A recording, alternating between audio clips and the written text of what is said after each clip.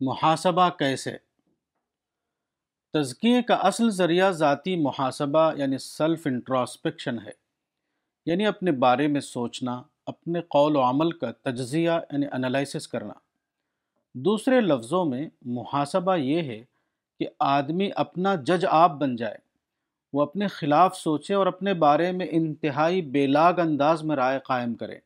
اسی کا نام احتساب یا محاسبہ ہے، اور اس قسم کے محاسبے کے بغیر کسی کا تزکیہ نہیں ہو سکتا۔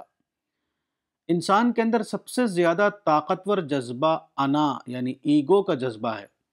یہ جذبہ اتنا زیادہ شدید ہے کہ ہر آدمی شعوری یا غیر شعوری طور پر انا ولا غیری یعنی میں، میرے سوا کوئی نہیں کی نفسیات میں جیتا ہے۔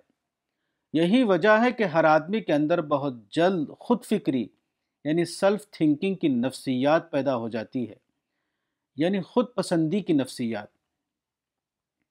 اس قسم کی نفسیات تزکیے کی قاتل ہے۔ صحیح یہ ہے کہ آدمی کے اندر اینٹی سیلف سوچ یعنی اینٹی سیلف تھنکنگ پیدا ہو، وہ اپنے خلاف سوچے اور اپنے خلاف سن سکے۔ عمر بن الخطاب کے اندر یہ جذبہ اتنا زیادہ شدید تھا کہ انہوں نے کہا، خدا اس انسان پر رحم کرے جو مجھے میرے عیب کا تحفہ بھیجے، رحم اللہ امرأ اہدی الی عیوبی۔ محاسبے کا یہ مزاج ایک دریافت سے پیدا ہوتا ہے، اور وہ ہے اپنے عجز یعنی ہیلپ لیسنس کی دریافت۔ تزکیے کے طالب کو چاہیے کہ وہ دریافت کے درجے میں اس حقیقت کو جانے کہ اس کا احساس میں یعنی سینس آف آئی صرف احساس کی حد تک محدود ہے۔ اپنے احساس کے باہر کسی بھی چیز پر اس کو کوئی اختیار نہیں، اپنے وجود کو باقی رکھنے پر اس کو کوئی اختیار نہیں، موت کے معاملے میں اس کو کوئی اختیار نہیں، لائف سپورٹ سسٹم پر اس کو کوئی اختیار نہیں، آخرت کی عدالت میں اس کو کوئی اختیار نہیں، وغیرہ۔